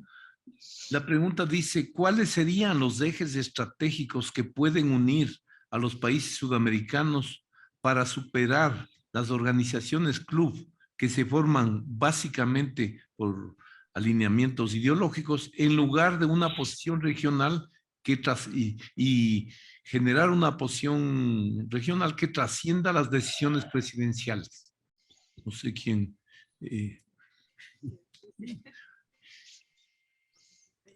Me parece a mí, no sé, que Por supuesto, dentro de esas mega amenazas que señalaba Rubini, él habla del cambio climático, del el deterioro de la desertificación, el fin de la biodiversidad, etcétera. Habla del tema del empleo, o sea, la inteligencia artificial como un mecanismo que en particular en los países más desarrollados está desplazando crecientemente empleo, mientras que en el sur está provocando, luego de esa dramática evidencia que nos dio la pandemia, de constatar que en todos los países latinoamericanos y también en varios de los más desarrollados, la estructura del empleo es básicamente, en el mejor de los casos, 40% de empleo formal, con contratos, con prestaciones, vacaciones, seguridad social, etcétera, mientras que al menos el 60% es precariedad, informalidad, autoexplotación, etcétera. Esta crisis del empleo está provocando una nueva oleada de migración desde el sur al norte que la vemos todos los días en los dramas que ocurren en las distintas fronteras, pero particularmente en la frontera de los Estados Unidos y en las fronteras con la Unión Europea. Entonces, y finalmente otro, por supuesto, uno de los desafíos que nuestros países van a enfrentar en el futuro inmediato es las consecuencias de ese desigual acceso a las fuentes de financiamiento. O sea, nuestros países, para enfrentar la crisis que se viene, tenemos distintas capacidades de acceder a esos recursos financieros, y eso es básicamente una característica común de América Latina, de buena parte de la totalidad de África y de algunos países asiáticos de menor desarrollo. Y en consecuencia, frente a esos, nosotros no hemos generado, más allá de los balbuceos de la primera década de la Revuelta Rosa, no se constituyeron, por ejemplo, o mercados de bonos regionales, mecanismos swap y otras respuestas que la crisis asiática sí provocó o su generación en esa región, y que frente a situaciones como estas de crisis que se avecinan se vuelven cruciales. Marco, a mí me gustaría añadir solamente un tema porque me parece una pregunta amplia y muy difícil. Sin embargo, creo que tal vez tendríamos que plantear algo que a mí me gusta de la escuela inglesa, y es la idea de las instituciones primarias, ¿no? Que valoramos en conjunto, ¿no? Que va más allá incluso de nuestras estructuras ideológicas o nuestras líneas específicas, ¿no? Por ejemplo, sobre nuestras coordinación ideológica, vamos a decir qué es lo que los países determinan como los valores principales del sistema subregional. Entonces ahí hay muchos temas que usted señala, ¿no? Es lo que sería el tema migración, la necesidad de estructurar nuestra lógica financiera de una manera más fuerte, cómo determinar industrialización. Es decir, esos son temas que van más allá del presidencialismo, que efectivamente nos dan seguridad y determinan qué valoramos, ¿no? Pero para esto tiene que haber una coordinación política y adicionalmente esa voluntad política de no utilizar las estructuras de regionalismo y regionalización como instrumentos coyunturales, ¿no? Y creo que eso sería importante, ¿no? Efectivamente es una pregunta muy grande, muy difícil, muy compleja, pero creo que podríamos llegar a ciertos acuerdos en ese sentido, ¿no? Un poco tal vez para añadir algo. Si me permites, Marco, un comentario en esta misma línea. Miren, yo tengo algunas décadas escuchando los debates sobre integración en la región. En algunos casos lo que ha funcionado más bien son las formas de coordinación y cooperación a nivel sectorial. Caso muy concreto, si estuviera funcionando la Comisión de Salud Pública de UNASUR en el momento de la pandemia, quizás hubiéramos tenido mayor capacidad de aprovechar ese instrumento para enfrentar colectivamente algunos de los aspectos de la pandemia. Pero más allá de eso, lo que quería señalar es otra cosa, que en el debate sobre la integración, nosotros estamos viendo la integración en la región siempre con los mismos ojos, y es a través del cristal de la Unión Europea. Y a lo mejor tenemos que empezar a explorar otras experiencias que han funcionado. Una de ellas es la ASEAN. Inclusive en África hay experiencias de integración que no necesariamente siguen los mismos pasos, ni utilizan los mismos mecanismos, ni aspiran a la misma quizás institucionalidad supranacional que pueda generar la Unión Europea. Y yo creo que ahí esta es una tarea que tenemos por delante y que implica básicamente romper con una visión, bueno, para decirlo de la manera más diplomática, a veces muy parroquial, que tenemos mirando siempre a América Latina, mirando siempre a América Latina, pero en el mundo están pasando cosas de las cuales podríamos estar aprendiendo. Sí, perdón, y antes de dar la palabra a un participante que está aquí en la sala, dentro de la línea que acaba de señalar Andrés, me parece que totalmente de acuerdo, a eso me refería cuando hablaba de una cooperación profunda. Acaba de salir en Argentina un libro que es el Triángulo del Litio, o Argentina, Bolivia, Argentina, Bolivia, Chile. Y Chile, sí. Y Chile, que Sí. entonces hay una gran cantidad de literatura que se ha desarrollado en torno al rol que podría jugar el litio y dentro de esta transición también que estamos viviendo hacia energías a nuevas fuentes de energía y nuevas formas de movilización, los autos eléctricos, en fin. Veía un documento que planteaba que efectivamente están desarrollándose en estos momentos con diferentes velocidades, con diferentes énfasis, una enorme cantidad de opciones alternativas de energía, en la cual las vinculadas al litio están en un séptimo, octavo lugar. Entonces, si no nos ponemos las pilas, para decirlo coloquialmente, y no generamos, por ejemplo, el tipo de cooperación transnacional entre estos tres países del Triángulo del Litio para buscar una forma de negociación distinta que ningún país latinoamericano ha podido, ni Brasil, solo frente a las grandes transnacionales de estos sectores de delantera de punta en lo tecnológico, vamos a perder esa oportunidad. Entonces, por ejemplo, en la línea un poco de Carlota Pérez, que plantea esto de la innovación científico-técnica y la asociación, cooperación con estas grandes transnacionales de esos sectores que están en esa lucha, en esa competencia por ganar los lugares más importantes allí, se vuelven indispensables. Por favor. Sí. Tenía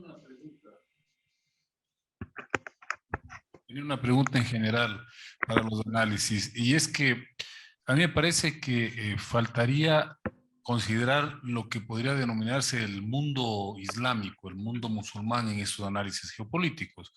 El mundo musulmán es una realidad cultural, es una realidad geográfica y es una realidad demográfica. Los países musulmanes, no solamente árabes, musulmanes tienen unas tasas de crecimiento las últimas décadas que duplican o triplican las del resto del mundo. Es posible que lleguen a ser la primera, ¿cómo llamarle? La primera conglomerado étnico, cultural, etcétera, en el planeta en las próximas décadas, ¿sí? Huntington, en su libro El choque de las civilizaciones, decía que el gran problema del mundo musulmán es que no han logrado constituir un hegemón propio por sus disputas internas, después de que sucumbió el Imperio Otomano, que era el que de alguna manera articulaba ese mundo, esa potencia, se quedaron sin ese referente. Pero muchos sostienen que el rol de Turquía nunca ha dejado de apuntar a hegemonizar ese mundo musulmán. Y en esa hay una disputa con Irán y hay una disputa con otros sectores. Entonces mi pregunta es, ¿cómo se analiza esa realidad actual y en perspectiva en este análisis de la geopolítica que están haciendo ustedes? Porque considerando que son la mayor fuente de inestabilidad regional en la zona de Medio Oriente y en la zona, digamos, del sur de Europa, etcétera, creo que hay que tomarlo en cuenta. Entonces quisiera un poco ver su criterio al respecto. Muchas gracias. Yo creo que esa pregunta es para Andrés más, pero igual escucharemos. Sí. Por favor, Carlos. Bueno, muchas gracias. Buenas noches con todos también. Yo tenía algunas preguntas, más que para encontrarles una respuesta hoy día, para tenerlas pendientes en nuestras futuras reflexiones o investigaciones. Una primera que a mí me salta y que me parece que no ha sido muy tratada es el tema del guerrerismo, ¿no? El guerrerismo norteamericano, el guerrerismo europeo, porque se ve que hay actores muy claros, ¿no es cierto?, enfocados en una escalada del conflicto, ¿no? Y que obviamente les interesa por negocios, por geopolítica, que surjan más conflictos o inclusive ese conflicto en Ucrania escale, ¿no? Lo de Polonia fue espeluznante, ¿no? Entonces me parece que hay ahí actores que están empujando eso, y también mi pregunta es, ¿quién gobierna Europa, no? A raíz también de lo que decía eh, Marco, ¿no es cierto?, sobre el tema de los europeos totalmente subordinados a la política estadounidense, también gobiernos europeos llamando a un ataque nuclear a Rusia, la misma Inglaterra, a Polonia. ¿Quién es Zelensky, no? ¿Quién está detrás de Zelensky, no? ¿Quién gobierna Europa realmente? No me parece una pregunta importante también a plantearse. ¿Qué sectores están ahí detrás? Obviamente, superar también el análisis estatal, ¿ya? Obviamente los países no son bloques homogéneos. Dentro de los países internacionalmente hay fuerzas del capital, fuerzas de influencia que también habría que considerarlas en el análisis, ¿no? Y también hasta qué nivel va a aumentar el conflicto en estos países, ¿no? Hasta dónde va a llegar esta conflagración que ya está dada entre la OTAN y Rusia, qué niveles y qué escalada puede tener más adelante. Otra pregunta que también me planteaba es en el tema de la crisis económica, porque me parece que en ese sentido muchos de los análisis que ahorita planteemos se van a ver trastocados completamente si la crisis se desata de una manera mucho más clara el próximo año, ¿no? Entonces, donde yo le veo, hubo un forcejeo por dónde va a desatarse esta crisis, y me parece que Estados Unidos se empujó para que la zona donde se vea más afectada por este acontecimiento es Europa, principalmente Alemania, ¿no? Que está pasando por momentos gravísimos, ¿no? Pero bueno, ¿cómo va a afectar esta crisis a la transición? ¿Ya? También será un fin de la financiarización. ¿Será que veremos con esta crisis un fin de los negocios financieros? Porque parece que estos negocios financieros pueden entrar también en una crisis muy grave, ¿no? Inclusive mucho más fuerte que la del 2008. Sumado a lo que también analizaba Marco y que también analizamos nosotros en el libro, el tema de la deuda, ¿no? Que el tema crisis de la deuda pueden desatarse en varios países, y también por la crisis del dólar, ¿no? Que ahora vemos que tiene una fortaleza, pero ¿será que es una fortaleza a largo plazo ese tema del dólar, o más bien es solamente un respiro momentáneo, ¿no? Esta fortaleza aparente que tiene el dólar, ¿no? A raíz también de las decisiones de otros países de abandonar esta moneda como patrón de intercambio y patrón de reserva mundial. Eso eran mis análisis también de América Latina. Bueno, siempre hay preguntas encontradas. ¿Qué va a pasar con América Latina? Creo que va a ser una reflexión muy importante, pero bueno, creo que esos dos temas son los que más coinciden con lo que también se ha conversado. Eso sería, gracias. Gracias, Carlos. No sé si alguien quiere decir algo de lo musulmán. Yo creo que por el lado de Turquía y Arabia Saudita podríamos hablar de algunos temas al respecto. Hay que pensar que Turquía, por ejemplo, había sido un país más bien que iba hacia lo laico, ¿no? Hacia un tema más secular, hasta la llegada de Erdogan, que comienza a capitalizar esto como una forma de nacionalismo y reconstrucción de este proyecto que tiene cierta, como yo les digo, una nostalgia otomana, ¿no? Y hay que tomar en cuenta que Turquía se quiere plantear como un líder al respecto, ¿no? Sobre todo, por ejemplo, el caso que les comentaba, ¿no? Cómo se había manejado el tema del corredor de los granos, y se ve que Turquía tiene una importantísima influencia sobre Rusia, ¿no? Por otro lado, el proceso de Astana, donde se trata de lidiar con la crisis siria desde justamente esta zona no occidental, fuera de los intereses estadounidenses. Ahí se ve también esa dinámica de búsqueda de poder y búsqueda de status quo de Turquía. Adicionalmente hay que plantearse lo que creo que es interesante, ¿no? La llegada de Arabia Saudita como un actor que comienza, entre comillas, a traicionar, voy a poner muchas comillas ahí, hablamos de interés nacional aquí, esta alianza con los Estados Unidos, y yo le veo por dos líneas. Uno, el acercamiento de los valores musulmanes tradicionales con los valores rusos. Es que hay que pensar que se está creando un mundo conservador alrededor, y eso es claro. Sí, no sé si escucharon, hace 2 días está prohibido hablar de la comunidad LGBTIQ en Rusia, por ejemplo. No se puede hablar, no se puede transmitir nada, han desaparecido de los medios. Esto es interesante, ¿no? Porque llama a una especie de coalición conservadora de valores tradicionales que se plantean no tanto en el tradicionalismo, sino en el antioccidentalismo liberal, ¿no? Entonces creo que se está creando eso, ¿no? Alrededor de Turquía, Arabia Saudita, y hay el problema de Irán, ¿no? Irán como esta dinámica en contra de Arabia Saudita, y habría que ver qué va a pasar con esto, ¿no? Tenemos este acercamiento de Irán, Arabia Saudita, Rusia, pero son dos enemigos, ¿no? Finalmente. Podría darse ahí una especie de baja de las, vamos a decir, de las agresiones, no sé, suena muy utópico, ¿no? Pero es interesante este acercamiento, esta formación de este polo, que nuevamente tiene que ver con narrativas y una cuestión más constructivista e identitaria, ¿no? Alrededor de lo que yo creo una vuelta a la tradición, que viene en línea del nacionalismo que señalaba Marco, ¿no? Es otro mundo. Por eso yo creo que estamos en una lógica de creación de civilizaciones. Occidente deja de ser el sentido común y se está creando un sentido común eurasiático, y por otro lado esta lógica tradicionalista que está uniendo a los estados musulmanes. Con Turquía buscando ser, creo yo, una especie de nuevo de califato, ¿no? Que sería esta gran pregunta. En ese caso, creo que simplemente dejo estas ideas de consideración.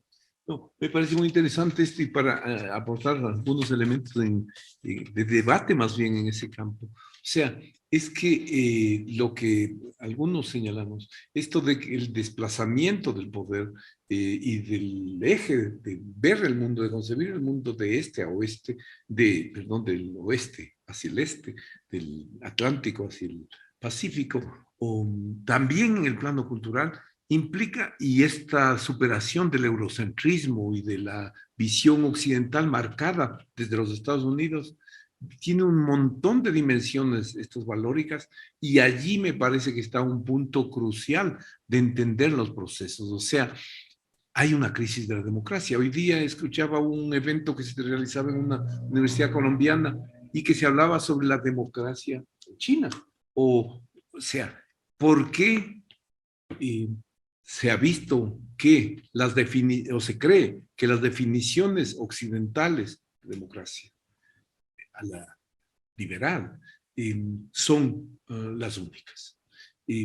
Si frente a la cuestión de las monarquías, por ejemplo, tenemos una diversidad de monarquías en el mundo, entonces ahí igual lo de los valores, o sea, efectivamente se abre un campo a debates.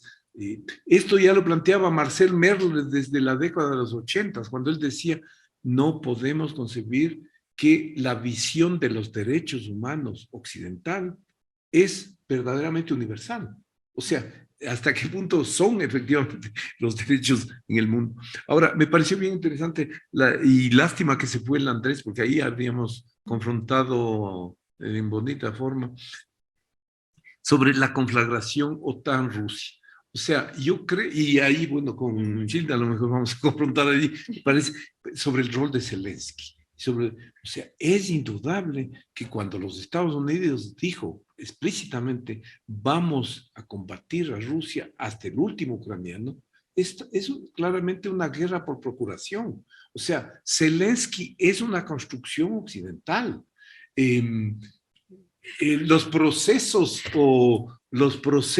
de los Estados Unidos, los procesos vividos, digamos, cuando uno lee los documentos de los think tanks norteamericanos cercanos al poder, anteriores a la pandemia, anteriores a esta confrontación, o los debates que surgieron en la propia Europa con respecto a la Revolución Naranja, lo que estaba pasando allí, uno, por supuesto, no cayendo en una visión, una teoría conspirativa, pero es claro que hay diseños que apuntaban a esto. El documento de la RAM Corporation de febrero de 2019, que plantea como un objetivo explícito de recomendación para el gobierno norteamericano de que tiene que concentrarse en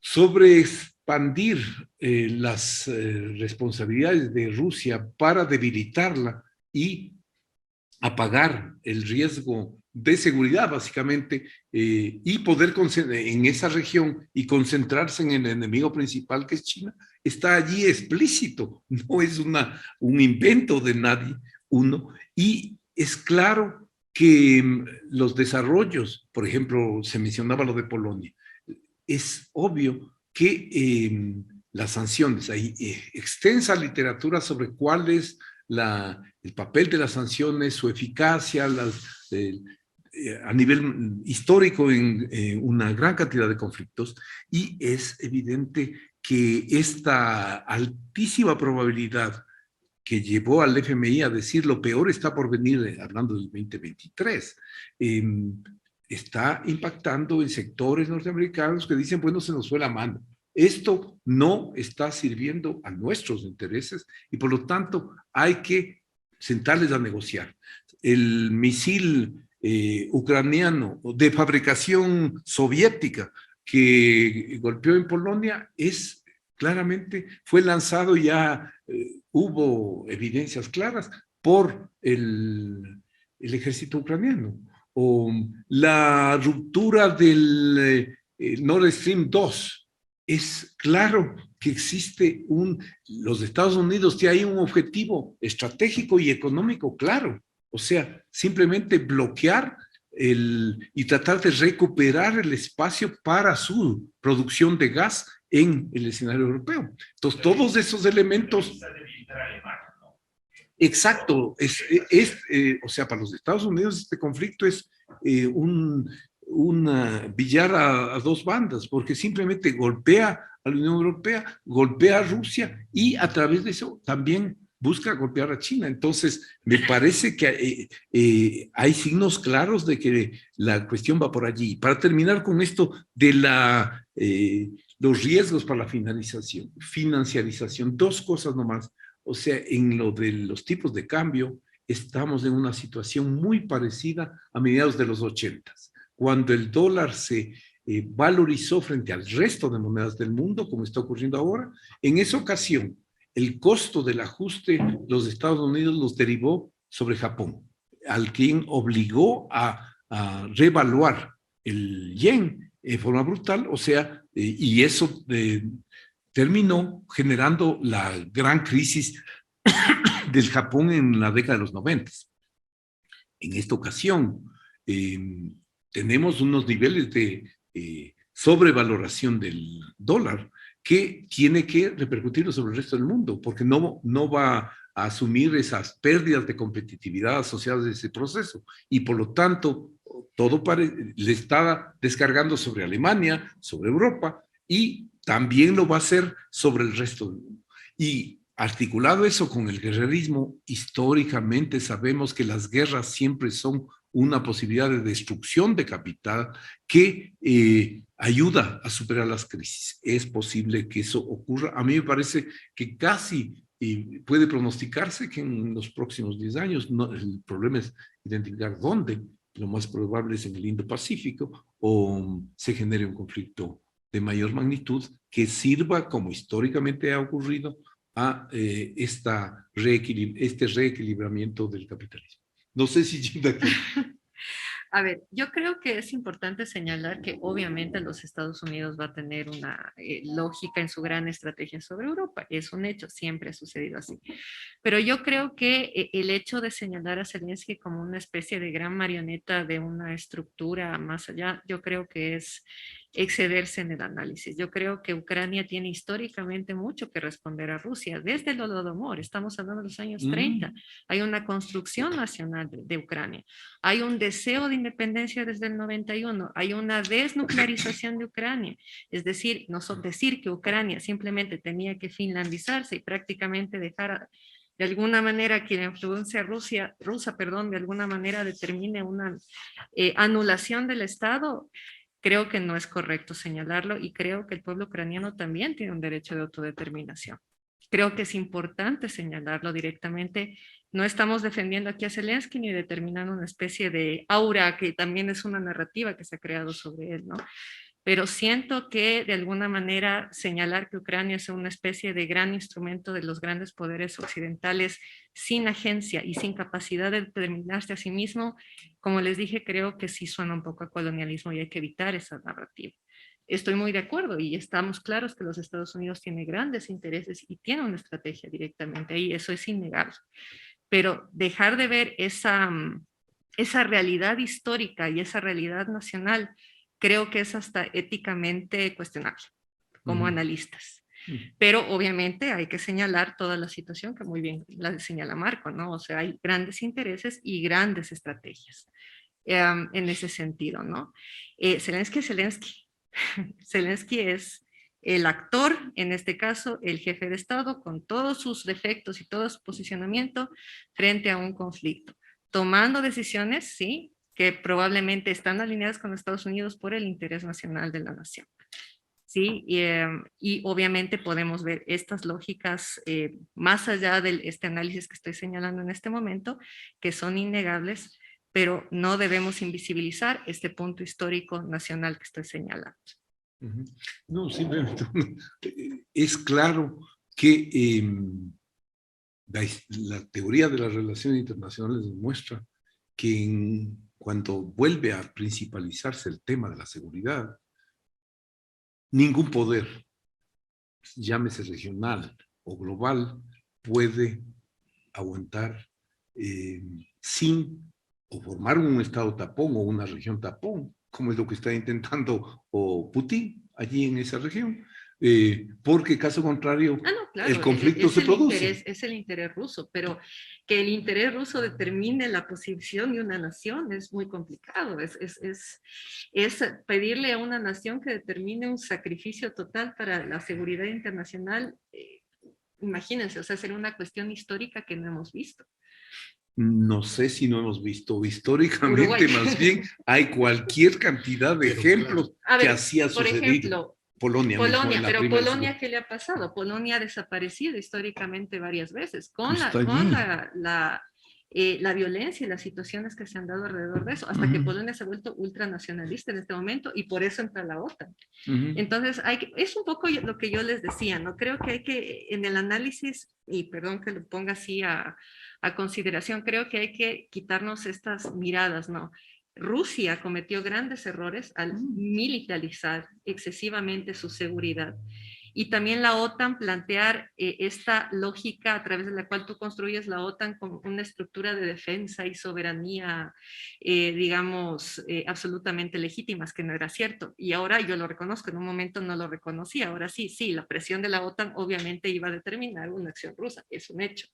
Sin embargo, tampoco Rusia puede determinar una política exterior de una nación que no le pertenece, como está sucediendo con Bielorrusia, eso está súper claro.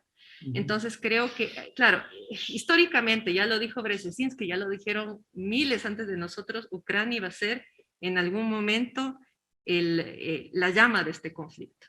Y ahora en este momento, vuelvo a tomar una metáfora que no es mía y es de Toal. Hay que pensar que la seguridad colectiva es más o menos como el tema de la pandemia. Nos teníamos que poner la mascarilla si no nos moríamos al inicio. En este caso habría que plantear una solución en el cual uno plantee la seguridad rusa y por otro lado la supervivencia del Estado ucraniano. En este momento los ucranianos ya no se van a ir para atrás. Y si llegan a tener, por ejemplo, una acción sobre Rusia, tú vas a tener una resistencia eterna. Vas a tener una Siria en medio de Europa. Pero bueno, esos son debates. Listo, o sea, los acuerdos de Minsk precisamente planteaban esa solución y la ruptura de esos procesos es lo que llevó a esto. Pero bueno, si no hay ninguna pregunta adicional de los colegas, agradecemos su participación, su presencia y les invitaremos para una nueva oportunidad. Muchas gracias. Marco Romero, anfitrión del programa Observatorio Internacional, les agradece su sintonía a este programa. Observatorio Internacional, una producción de Voz Andina Internacional. Hasta pronto.